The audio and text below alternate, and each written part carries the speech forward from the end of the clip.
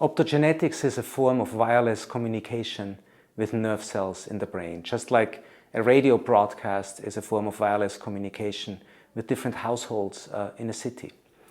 The role of the radio waves in optogenetics is played by optical signals, by light, and the role of the radio receiver by photoreceptor proteins, light-sensitive proteins, just like the ones we have in our eyes.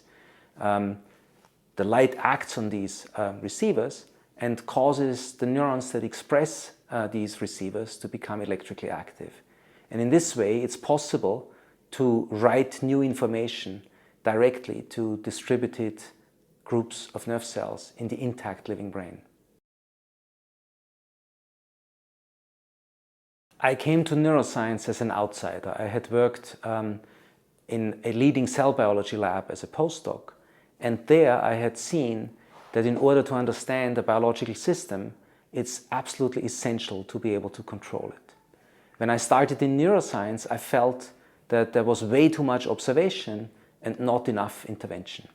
And the inability to control the function of the brain impeded our understanding of its fundamental operational principles.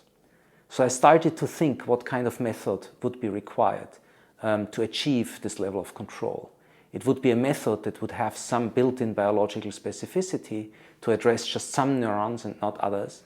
It should be a method that would ideally be non-invasive, and it should be a method that would be applicable in a intact biological system, in a behaving animal. And so as I went through all of these criteria, one Saturday afternoon it just occurred to me that the expression of photoreceptor proteins could solve all these problems at once. And that's how the idea of optogenetics was born. And in experiments that then took many, many years and the efforts of many, many different people, the whole approach was born. I think there's sort of the interesting fundamental principle that optogenetics, every optogenetics experiment reveals, and that is that our mental lives are the product of intelligent matter, that the physical substrate, the brain, causes our emotions, our thoughts, our behavior.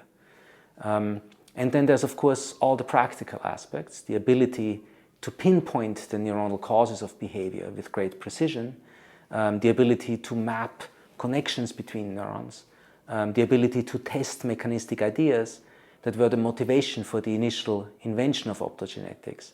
But what excites me most about these applications is not so much the technology, but actually the beautiful biology that these experiments have often revealed.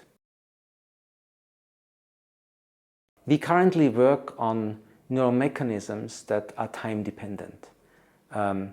So-called integrator circuits that accumulate information over time. We study two such circuits. One circuit measures time that we have spent awake and puts us to sleep if we exceed a certain limit, and the other one gradually accumulates the information that we need in order to make informed decisions. Integration of information is a fundamental property of the nervous system, but we have only limited understanding how it actually works. And that's what we are trying to find out.